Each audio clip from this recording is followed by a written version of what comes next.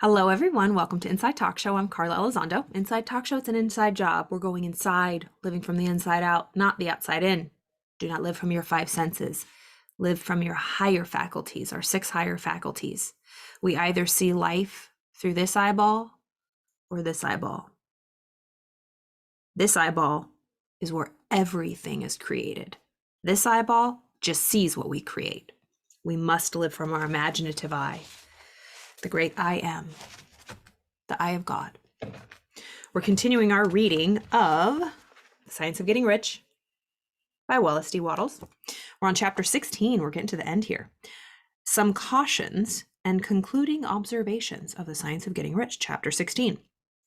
Many people will scoff at the idea that there is an exact science of getting rich, holding the impression that the supply of wealth is limited. They will insist that social and governmental institutions must be changed before a considerable number of people can acquire wealth. But this is not true. No. It is true that existing governments keep the masses in poverty, but this is because the masses do not think and act in a certain way. If the masses began to move forward according to my suggestion, neither governments nor industrial systems could check them. All systems would have to be modified to accommodate this forward movement. We discussed this yesterday. The only reason why things are the way they are, minimum wage, people not being able to make bare minimum of rent, is because we accept it. We haven't created new ways, and it is up to us, because if it wasn't, we can blame the systems in place, the school systems, the government systems. But that makes us victims. That makes us victims, powerless. We have the power to change it. Think of the change that individual people have done. Dr. Martin Luther King Jr., Mahatma Gandhi, Nelson Mandela, individual people who had an idea, believed in it, and stood by it no matter what, for the good of their lives and the lives of their communities, their countries, and ultimately the world. So it's not true that wealth is limited, but it is true that the existing governments and the masses, they keep them in poverty, that the governments keep the masses in poverty. But it's because the masses don't think and act in a certain way. We can begin to do that forward movement, seeing with the inner eye what we want to see, then taking inspired action to make it happen.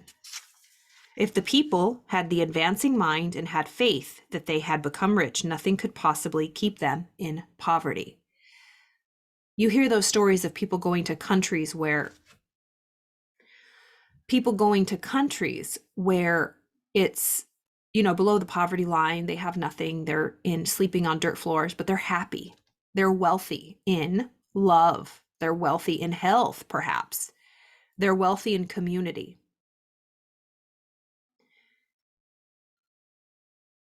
It's a state of mind first. It is a state of mind. And the same goes for money and monetary money. We give money, paper money, and currency too much power over us. It dictates. If we don't have it, might as well throw our hands up and die. No, we have to think in a new way. Think out of the box. Stop giving the dollar the power over our lives. We rule money. Money should not rule us. And I think that's the relationship that needs to change. It said individuals may enter upon the certain way at any time and under any government and make themselves rich. And when a considerable number of individuals do so under any government, they will cause the system to be modified so as to open the ways for others. The more people who get rich on the competitive plane, the worse for others. The more people who get rich on the creative plane, the better for others. The economic salvation of the masses can only be accomplished by encouraging a large number of people to become rich by practicing the scientific method set down in this program.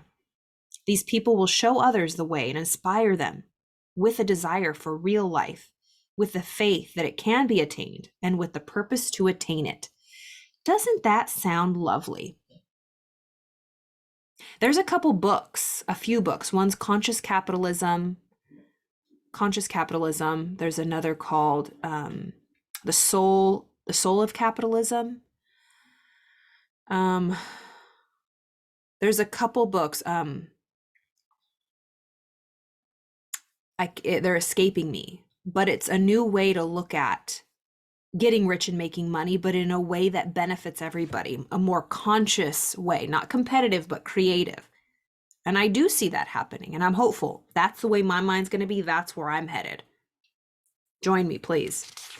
So the economic salvation of the masses can only be accomplished by encouraging a large number of people to become rich by practicing the scientific method set down in this program. I encourage you to become rich.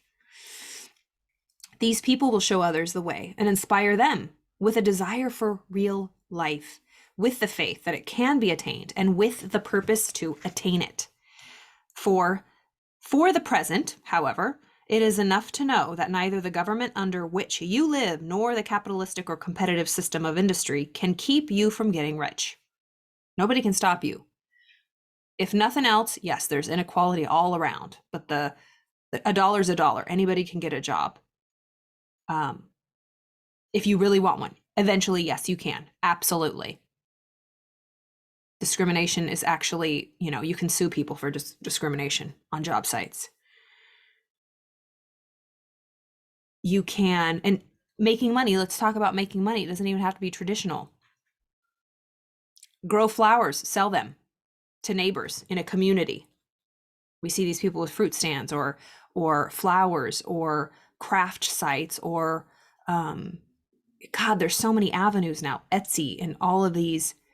There's Venmo. There's ways that we can direct consumer to consumer. We don't have to go through the middleman. I mean, that really what is Uber. Uber was the disruptor of how we travel, Airbnb.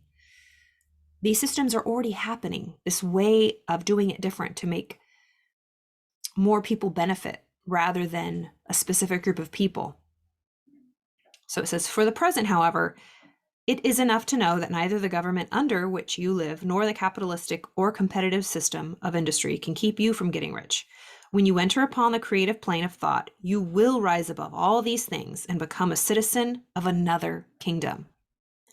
But remember that your thought must stay on the creative plane. You are never to regard the supply as limited or to act in a competitive manner. Whenever you do fall into old ways of thought, correct yourself instantly, because when you are in the competitive mind, you have lost the cooperation of the supreme power. There is an intelligence greater than ours, an intelligence so much greater than ours. Unseen, that beats our heart, that digests our food, that breaks our food down, gives us all the vitamins and nutrients. Yeah, it's a system of the body, the subconscious, that grows trees, that keeps the planets rotating, the seasons, the tides. There is an intelligence, a life force, an intelligence. The patterns we see, sacred geometry, when you cut an apple open or any fruit, you see patterns. It's a higher intelligence that we can tap into, that life force. There's something more. It's humming, it's there. We can tap into that.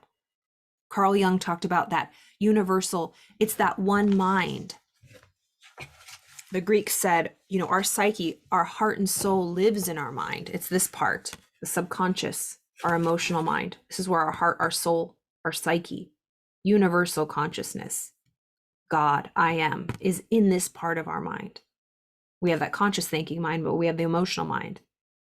Universal intelligence is here. We can tap into that. Listening to that still small voice, getting quiet. The mind, this represents the mind if anybody hasn't ever seen this before. This image represents the mind. Because when we're working with our minds, how to think, all these intellectual faculties that we're learning about, how do we work with it? What image do we use? Our mind is not the brain. There are 7+ billion brains on Earth. There's only one mind. One mind. There's no boundaries to my mind. They're all connected. That's why you feel other people's energy. We can feel the pulse of society, of our community, of the world right now. Hello. We're tapped into that one universal mind, the collective conscious. It's a real thing. We each have individual brains, but there's only one mind. Do you think it's a coincidence that people have the same exact ideas in different parts of the world that speak totally different languages? We're not unique and special. We have the same ideas. That's why when an idea comes into your mind, it's like a slippery fish. You got to catch it before it slips away. How many times have you looked at somebody? I thought of that before. Well, you didn't take action on it. They did. Ideas just hop around, boop, boop, boop, to each of us. It's in the air. You can reach up and grab it. There's great writings from Edison when he was trying to do the incandescent light, create light without having to rely on gas or oil. He sat there and he tapped into infinite intelligence for the answer. It had never been done before. It took him 10,000 tries. He did it. Anybody who's done something using that creative imagination, doing something that has never been done before, how are we going to do it? Well, remember, if we can imagine it, we can do it. But how do we make that happen? How do we get it from here to here? Got to tap into that creative faculty, creative imagination, infinite intelligence. Tap into our heart, our soul, get quiet and listen. Ask the questions. Shut out all the senses. Shut off this part of our mind. Drop down. All the answers are there. It says, remember that your thought must stay on the creative plane. You are never to regard the supply as limited or to act in a competitive way. Okay, whenever you do fall into old ways of thought, correct yourself instantly, because when you are in the competitive plane, we have lost the cooperation of the supreme power. Do not spend any time in planning how you will meet possible emergencies in the future. You should be concerned with doing today's work in a perfectly successful manner, not with emergencies which may arise tomorrow. Don't spend your energy trying to prepare for future potential battles. Prepare for future potential wins. Dig the ditches. Prepare. If you build it, it will come, baby. Dig your ditches. Prepare for the good that you expect. Expect the best. Prepare for the best. So you can attend to them as they come. When problems come, deal with them as they come, but don't anticipate them. Don't put energy into them. Do not concern yourself with questions of how you will surmount obstacles which may loom upon your business horizon. Ignore these questions unless you can plainly see that your course must be altered today in order to avoid these obstacles. If something's in front of your way or you see something coming, absolutely take care of it. But don't sit there and be like, well, what if? No. Trust yourself. Trust your gut. Trust your intuition. It's another higher faculty. We got to work those muscles out, get them strong. No matter how tremendous an obstruction may appear at a distance, you will find that if you continue in a certain way, it will disappear as you approach it, or that a way over, through, or around it will appear. No possible combination of circumstances can defeat a man or woman who is proceeding to get rich along strictly scientific lines. No man or woman who obeys the law can fail to get rich, any more than one can supply 2 by 2 and fail to get 4. Can multiply 2 by 2 and fail to get 4. Give an anxious thought to possible disasters, obstacles. Give no anxious thought. Give no anxious thought to possible disasters. Don't give any anxious thought to disasters, possible obstacles, or panics, or unfavorable combinations of circumstances. There is time enough to meet such things when they present themselves before you in the immediate present. You will find that every difficulty carries with it the wherewithal for its coming. Guard your speech. Never speak of yourself, your affairs, or of anything else in a discouraging or discouraged way. Never admit the possibility of failure or speak it in a way that implies failure as a possibility. Yeah, why would we entertain that? Never speak of the times as being hard or of business conditions as being doubtful. Times may be hard and business doubtful for those who are on the competitive plane, but they can never be so for you. You can create what you want, and you are above fear. When others are having hard times and poor business, you will find your greatest opportunities. Train yourself to think of and to look upon the world as something which is becoming, which is growing, and to regard seeming evil as being only that which is undeveloped. Always speak in terms of advancement. To do otherwise is to deny your faith, and to deny your faith is to lose it. I'll stop right there. To deny your faith is to lose it. Faith in growth, faith in the possibility, faith in a better tomorrow, faith in a better day today. Where are you at today? Let's check in. How are you feeling? How's the weather? How is the weather? Is it dark, stormy, cloudy, sad, low, dense? Do you feel heavy? Do you feel hopeless? Or is it bright and sunny? Is it a vacation? Is it optimistic, joyous? How are you feeling? Is there something you can do? Is there a book? Is there a friend you can reach out to? Is there something you can do that you haven't done before that you know will keep you accountable? Is there something you've been putting off? I've been teaching a lot of classes lately, and it's been I'm just so grateful because we can't not teach. You're a teacher, I'm a teacher, we're all a teacher. We're teaching, we're leading by example. We're teaching with the way we speak. We're teaching with the way we act. We're teaching with what we do, what we get involved with. What are you teaching the world and the people around you? What do you want to teach? And remember, when you teach, you're further solidifying that lesson to yourself. With every word you speak, you're teaching yourself.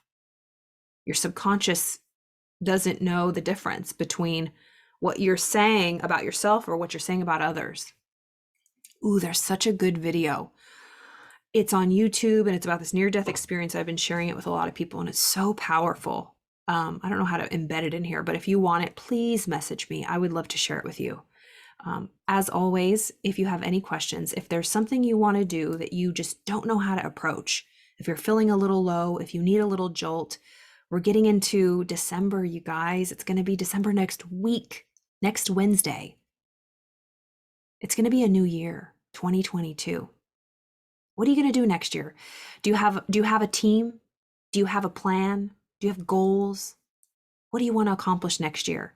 If you want help with accomplishing goals, getting set, getting a path, feeling strong with your path and your purpose and where you're going and what you're going to do and a plan and people to surround you and hold you accountable, please reach out. I teach a 6-month program. It is so amazing. It's changed my life and everybody who takes it, who goes through it, really.